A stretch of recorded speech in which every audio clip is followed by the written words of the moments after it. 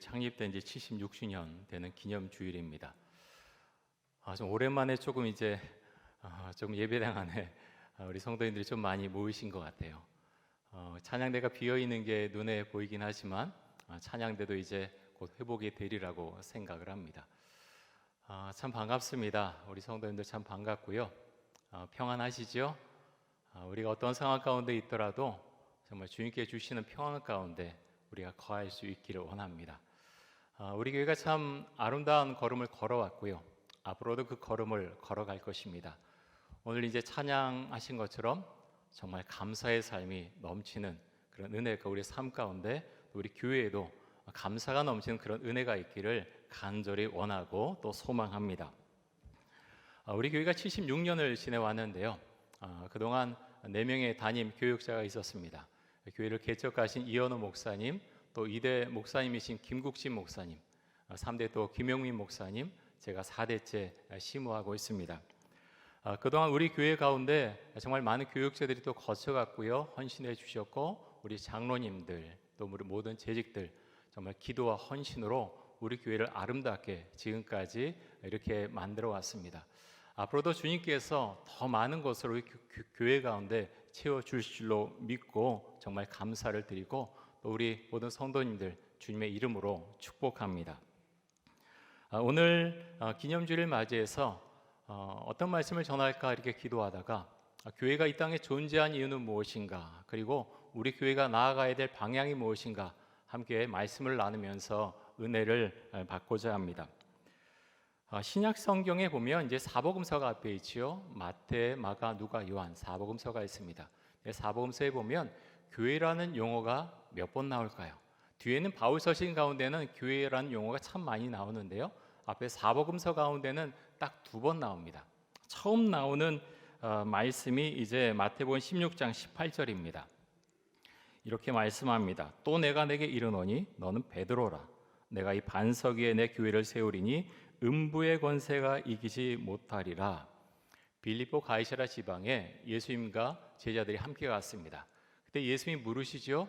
사람들이 나를 뭐라고 말하느냐라고 질문합니다. 근데 예수님께서 정말 묻고 싶으셨던 것은 제자들의 생각이었습니다. 너희는 나를 누구라고 하느냐라고 물으시죠. 그럴 때 베드로가 대답합니다. 주는 그리스도시요 살아계신 하나님의 아들이십니다. 예수님께서 베드로의 이 대답을 들으신 다음에 이렇게 말씀하십니다. 이를 너에게 알게 하신 이는 내 혈육이 아니라 하늘에 계신 내 아버지다라고 말씀하시죠. 그 다음에 이제 주신 말씀이 조금 전에 읽었던 마태복음 16장 18절 말씀입니다.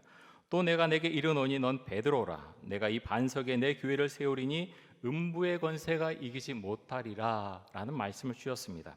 베드로, 반석이라는 의미를 갖고 있는 단어입니다. 내가 이 반석 위에 내 교회를 세운다라는 이 말씀은 베드로의 신앙 고백 위에 예수님의 교회를 세운다는 말씀입니다. 예수님은 계속해서 음부의 권세가 교회를 이기지 못할 것이라고 말씀하셨습니다. 음부의 권세, 어둠의 세력을 말하죠. 예수님을 대적하고 예수님을 거부하는 모든 사람들과 그리고 그 영향력이 미치는 곳, 그것이 어둠의 세력입니다. 여러분, 코로나 바이러스 때문에 세상에 많은 것들이 변화했습니다. 그중에 교회도 많은 비난을 받고 있습니다. 교회가 잘못한 부분은 우리가 회개하고 반성하고 돌이켜야 되겠지만 하나님의 교회가 결코 멸시당해서는 안 되겠습니다. 그렇게 모든 것을 조장해가는 세력들이 있다면 그런 모든 것이 끊어질 수 있도록 우리가 기도해야 되겠습니다.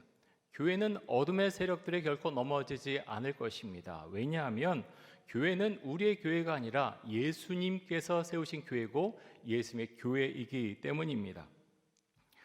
다니엘 기도회가 우리 진행되고 우리가 참여하고 있는데요. 넷째 날에 워싱턴 중앙장로교회 유흥열 목사님께서 지금의 미국의 기독교 상황이 어떤가에 대해서 잠깐 말씀해 주셨습니다.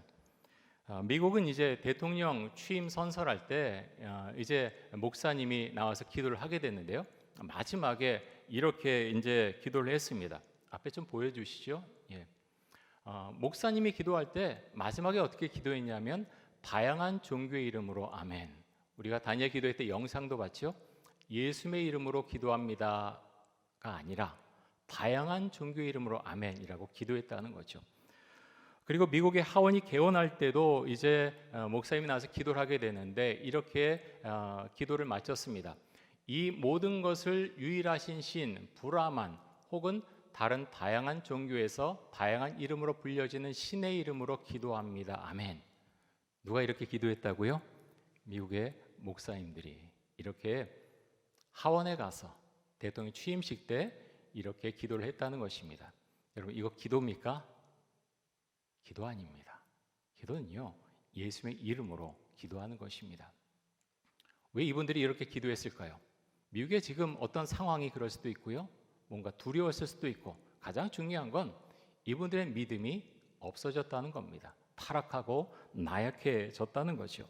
이런 기도는 하나님께 드리는 기도가 결코 아닙니다. 요한복음 14장 13절과 14절에서 이렇게 말씀합니다.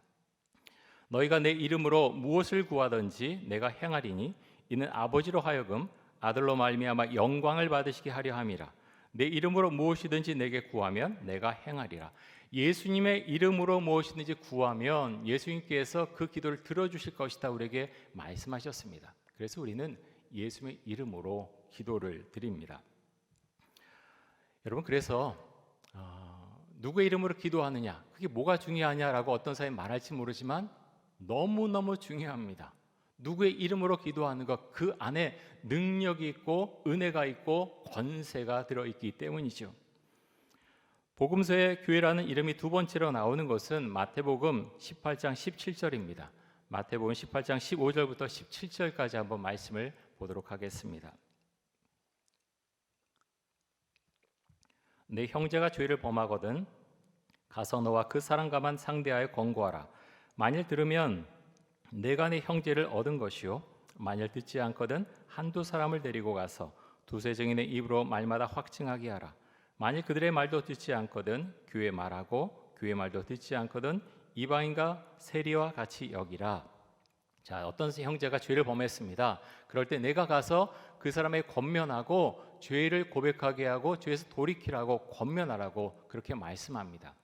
근데 그 말을 듣지 않으면 한두 사람을 증인으로 데리고 가서 다시 한번 권하라고 말씀하죠. 그런데 그 말도 듣지 않으면 교회 공동체가 권면하라라고 말씀합니다. 그리고 교회 공동체의 권면도 듣지 않는다면 그 사람을 믿지 않는 사람으로 취급하라고 말씀하고 있습니다.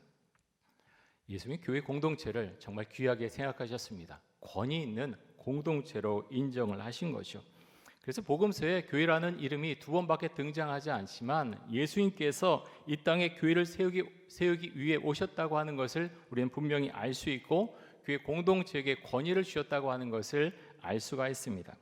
그래서 여러분, 우리는 예수님의 이름으로 세워진 이 교회를 정말로 사랑해야 합니다. 세상의 어둠의 세력이 교회를 흔들지 못하도록 우리는 정말로 기도하면서 영적으로 무장이 되어 있어야 합니다. 여러분, 이 땅에 교회가 존재하는 이유가 무엇입니까? 여러 가지로 말할 수 있지만 오늘 저는 세 가지를 말씀을 드리려고 합니다. 첫 번째, 교회가 이 땅에 존재한 이유는 교회는 예수님을 구원자로 고백하는 그리스도인들이 함께 예배드리고 함께 기도하기 위해서 이 땅에 존재합니다. 우리가 지금 예배드리지 않습니까? 함께 예배드리고 함께 기도하기 위해서 교회는 이 땅 가운데 존재합니다. 오늘 우리가 본문으로 사도행전 12장 말씀, 전반부의 말씀을 우리가 읽었는데요. 사도행전 11장에서는 이런 일들이 있었습니다. 베드로가 가이사라에 가서 고넬료와 그의 친척과 친구들에게 물세례를 주지요. 그리고 그 모든 상황을 예루살렘 교회에 보고하는 장면이 나옵니다. 그 말씀에 이어서 바나바가 길리기아 다소에 가 있던 바울이죠. 바울을 데려와서 안디옥 교회에 와서 제자들을 함께 양육합니다. 그리고 또 하나의 이야기가 있는데요. 이 안디옥 교회가 흉년으로 인해서 심한 어려움에 놓여 있었던 예루살렘 교회 교인들을 돕기 위해서 부조를 보냈다라는 내용이 사도행전 11장에 나옵니다.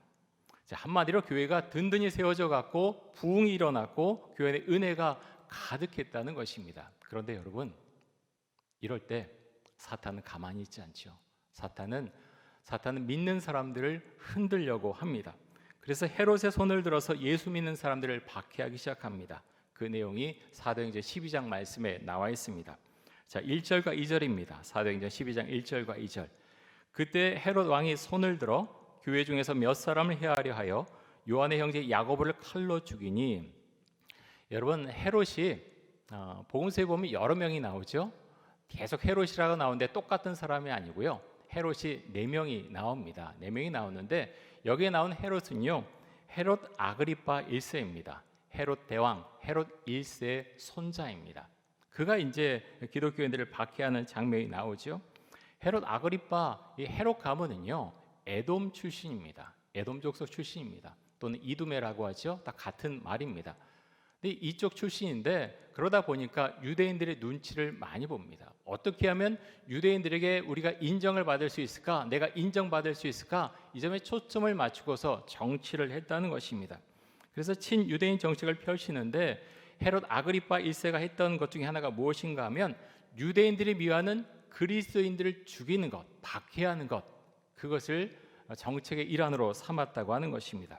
그래서 그리스도인 몇 사람을 죽이게 되는데요. 그 중에 누가 끼어 있냐면 요한의 형제인 야고보, 예수님의 12제자 중에 한 명인 야고보가 죽임을 당했습니다. 이 말씀에 보면요, 정확히 나와 있지 않지만 아마도 참수형을 당했을 것으로 그렇게 보고 있습니다. 그런데 이런 야고보의 죽음을 보고서 유대인들이 기뻐했다는 거예요. 이 모습을 보고 헤롯 아그리파 1세는 이들을 죽이니까 유대인들이 좋아하는구나, 그럼 더 죽여야 되겠다. 그리고서 누구를 또 가둡니까?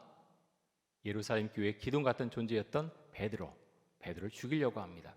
근데 6월절이 왔기 때문에 6월절 기간 동안에 사람을 죽일 수 없기 때문에 잠깐 감옥에 가두게 되지요. 자, 그럴 때 예루살렘 교회가 어떤 행동을 하는데요. 자, 사도행전 12장 5절 말씀 보겠습니다. 우리 말씀 같이 한번 읽습니다. 이에 베드로는 옥에 갇혔고 교회는 그를 위하여 간절히 하나님께 기도하더라. 교회가 무엇을 했습니까? 베드로를 위해서 간절히 기도했습니다. 여러분, 교회는 기도하는 공동체입니다. 성령 공동체입니다. 혼자 기도할 수 있지만 함께 기도할 때 주께서 은혜를 주시고 그 공동체를 강하게 해주시고 개인도 하나님께서 붙들어 주신다고 하는 것, 우리가 믿음으로 고백할 수 있기를 원합니다. 코로나 바이러스 때문에 다들 어려워하죠. 특별히 경제적으로 많이 어려우신 분들도 계시고요. 또 질병 때문에 힘들어하신 분들도 있습니다. 보이지 않게 다들 힘들어합니다. 스트레스가 쌓여 있습니다. 여러분, 이럴 때 우리가 가장 중점 둬서 해야 될 것이 무엇입니까? 기도입니다. 저는 우리 교회가 정말 부흥할 수 있기를 간절히 원합니다. 하나님께서 자꾸 그런 마음을 주세요. 바이러스 때문에 그럴 상황은 아니지만 하나님께서 부흥에 대한 생각을 자꾸 주시고요, 부흥을 위해서 기도하라는 그런 마음을 많이 주십니다. 그런데 여러분, 부흥은 갑자기 일어나는 게 아니죠. 무엇이 있어야 됩니까? 기도해야 됩니다. 전도해야 됩니다. 말씀을 배우려는 열정이 있어야 됩니다. 또 말씀을 가르치려는 그런 열정도 있어야 됩니다. 기도하지 않는 교회는요, 아무리 많은 계획을 세우고 행사를 세우고 아무리 열심을 내도 그 교회는요, 부흥하기 어렵습니다. 왜 그렇습니까? 교회는 회사가 아니기 때문이죠. 계획으로 다 되는 것이 아닙니다. 교회의 부흥은요, 성령님께서 이끌어 주시는 것입니다. 그래서 우리가 뜨겁게 기도하고 정말 삶 가운데 주님을 만나고 삶 가운데 주님과 교제하면서 기도할 때 하나님 그 공동체 함께 해주시고, 그런 교인들이 모인 그 예배 가운데 주께 능력을 주시고 은혜를 주시고 권세를 주신다고 하는 것입니다. 여러분, 그래서 우리가 기도할 수 있기 원합니다.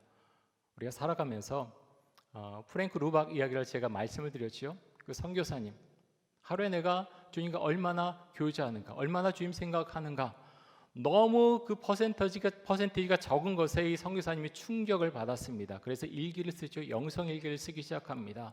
주님과 가까이 교제하기 위해서지요. 여러분, 하루의 삶 가운데 얼마나 주님 생각을 하십니까? 얼마나 기도하고 주님과 교제를 나누십니까? 여러분, 이것은 너무나 중요합니다. 우리에겐 생명 같은 것입니다. 이 자리에 나와서 예배드리는 것, 이것도 굉장히 너무나 중요하지만 평소에 우리가 주님과 얼마나 교제하고 얼마나 주님 생각을 하고 그 말씀에 순종하는가, 우리 신앙생활은요, 사실 여기에 생명이 달려 있습니다. 오늘 예루살렘 교회 공동체가 베드로를 위해서 기도했다고 하는데 두 가지를 한번 생각해 볼 수 있습니다. 어떻게 기도했을까요?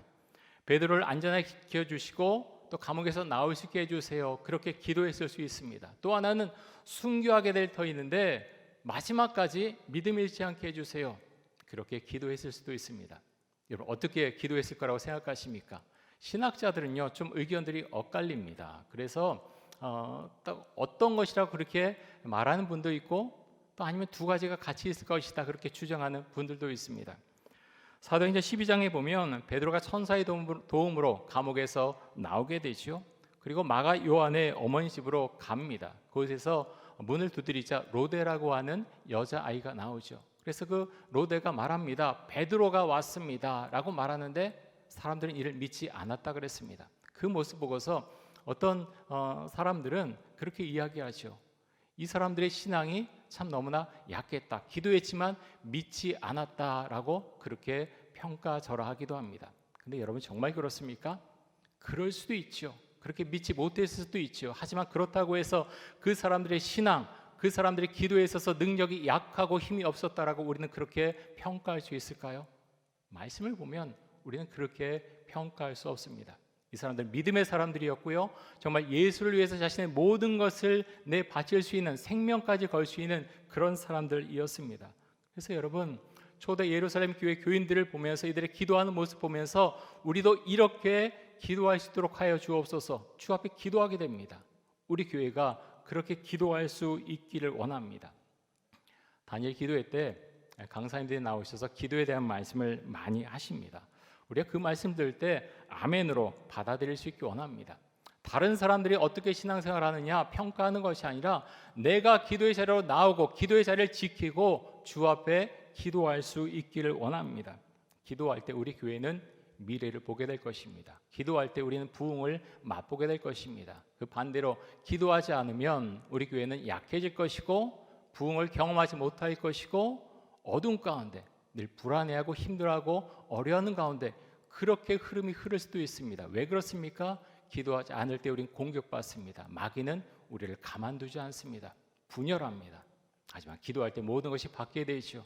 우리는 하나가 될 수 있고 능력 있는 공동체가 될 수 있고 부흥을 향해서 함께 나아갈 수가 있습니다. 교회가 이 땅에 존재한 두 번째 이유는 신앙의 공동체성 때문입니다. 요즘 교회에 나가지 않는 분들이 많이 있다고 하죠. 가난한 성도다 우리가 그렇게 말합니다. 거꾸로 하면 어떻게 돼요? 가난한 안 나가. 어디 안 나갑니까? 교회에 안 나간다는 겁니다. 그런데 어떻게 보면 멋있게 보일지도 모르지만 성경은요 교회에 대해서 이렇게 말씀하고 있지 않습니다. 물론 고린도전서 3장 16절 17절에서 너희가 바로 내가 성전이다라고 우리에게 말씀합니다. 우리 개인이요 교회라는 거예요. 물론 그렇습니다. 그런데요 성경 그것만 말씀하고 있는 것이 아닙니다. 이 교회된 우리들이 함께 모이는 이 공동체성에 대해서 얼마나 많이 강조하고 얼마나 많이 말씀하는지 모릅니다. 교회라는 이 단어는 원래 헬라어로 에클레시아입니다. 이 에클레시아는 함께 불러냄을 받은 자들, 함께 불러냄을 받은 자들이라는 의미를 갖고 있습니다.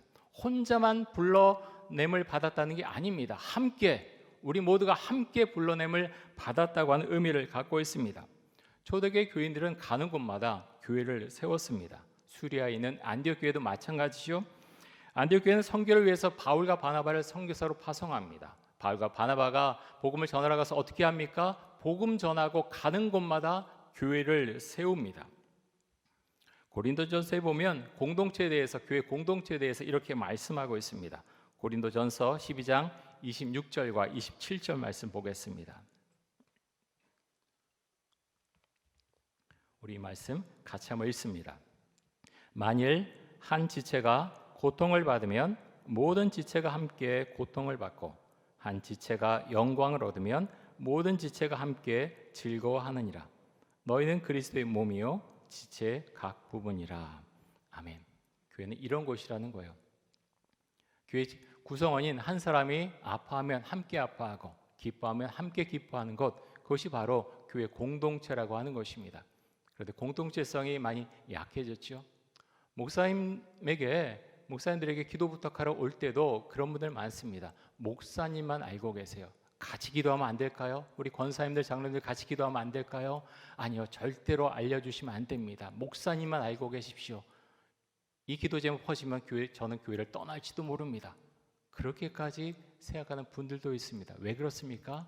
그 공동체성이 약화되었기 때문입니다. 함께 아파하고 함께 기뻐해야 되는데 교회가 언젠가부터 그런 면에서 약화되어 있다고 하는 것입니다. 사랑하는 성도 여러분, 우리 이촌동 교회가 정말 이런 교회가 될 수 있길 원합니다. 함께 아파하고 함께 기뻐하는 교회가 될 수 있기를 간절히 원합니다. 교회가 이 땅에 존재하는 세 번째 이유는 선교하기 위해서입니다. 선교하기 위해서, 복음 전하기 위해서 이 땅에 교회가 존재합니다. 마태복음 28장 18절에서 20절까지 한번 보겠습니다. 우리 같이 읽습니다. 예수께서 나와 말씀하여 이르시되 하늘과 땅의 모든 권세를 내게 주셨으니 그러므로 너희는 가서 모든 민족을 제자로 삼아 아버지와 아들과 성령의 이름으로 세례를 베풀고 내가 너희에게 분부한 모든 것을 가르쳐 지키게 하라. 볼지어다 내가 세상 끝날까지 너희와 항상 함께 있으리라 하시니라. 주님께서 뭐라고 말씀하셨습니까? 모든 민족을 제자로 삼으라. 여러분, 제자로 삼으려면 어떻게 됩니까? 먼저 복음 전해야 되죠. 선교해야 되죠. 그리고 이 안에 뭐가 전제로 깔려 있습니까?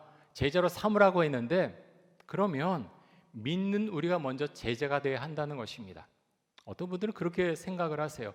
제자 그건 좀 부담스럽고요. 그냥 주일에 와서 좀 예배드리고 마음 평안도 얻고 또 성경도 좀 읽고 기도하고 그럴게요. 근데 성경은요, 예수님은 우리에게 그렇게 말씀하신 적이 없습니다. 믿으면 믿고 안 믿으면 안 믿는 겁니다.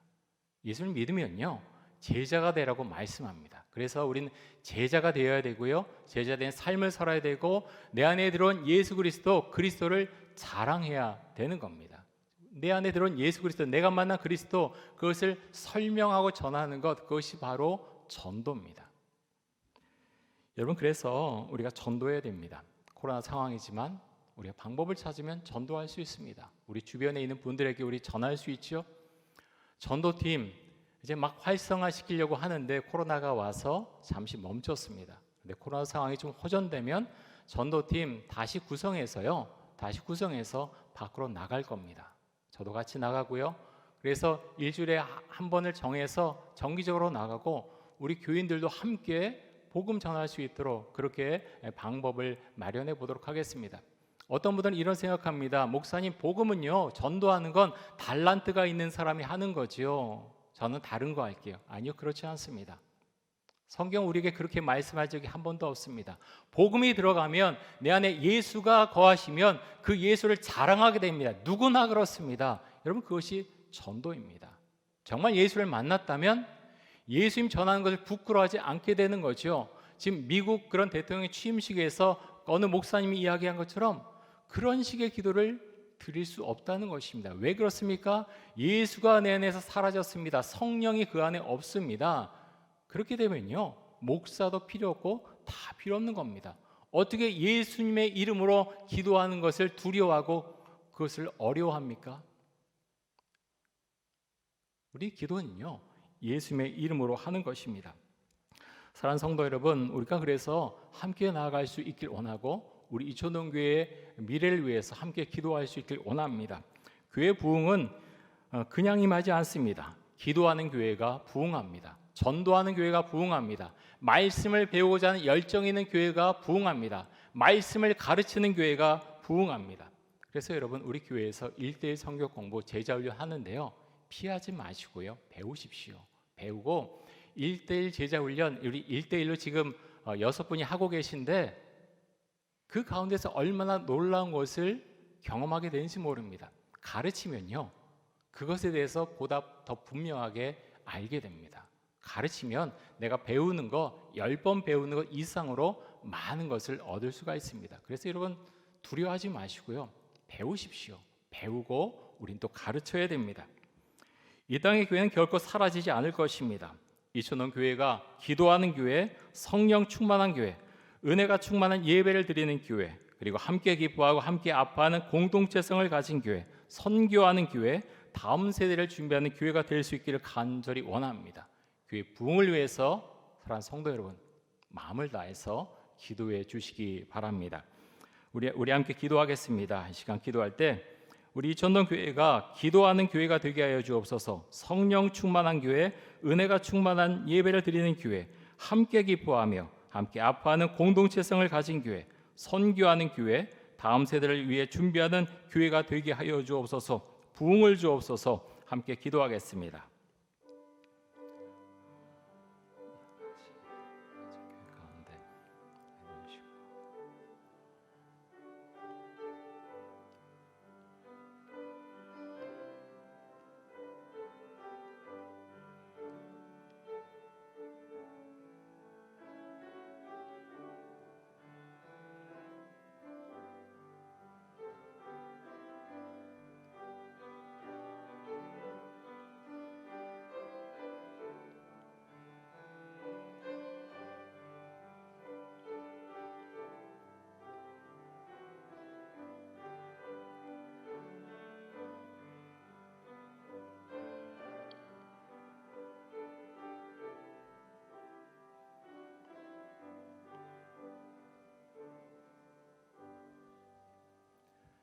하나님 아버지, 76년 전에 이 땅에 이천동교회를 세워주심에 감사드립니다.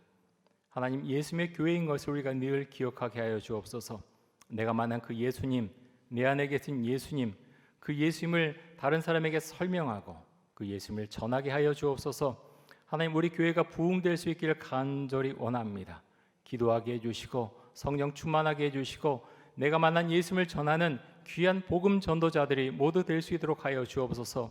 말씀을 배우는 열정이 있게 해주시고 그 말씀을 가르치는 은혜 또한 우리 안에 있기를 간절히 원합니다. 주님 역사하시고 우리 이천동교회 주님께서 이끌어 주시고 정말 주님의 사랑을 받는 그런 귀한 교회로 우리가 자리 잡고 이 지역 가운데 선한 영향력을 미치는 더 많은 곳에 주의 능력을 전하는 그런 은혜로운 교회가 될 수 있도록 하여 주옵소서. 예수 그리스도의 이름으로 기도드립니다.